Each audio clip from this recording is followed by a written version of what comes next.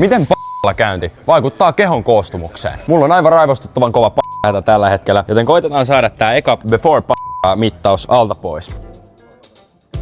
Later. No niin, okei, nyt skannataan tää. Okei, eli mun paino on nyt 82 kiloa. Rasvaton massa 73,7, lihasmassa 70,1, kehon rasvaprosentti 10,1, solun sisäinen neste 33,4, solun ulkoinen neste 20,5. Nyt mä en enää jaksa katsoa näitä, nyt mä menen 2 hours later. Mä oon nyt saavuttanut sielun rauhan käymällä niin käydään katsoa, miten se on vaikuttanut mun kehon koostumustuloksiin.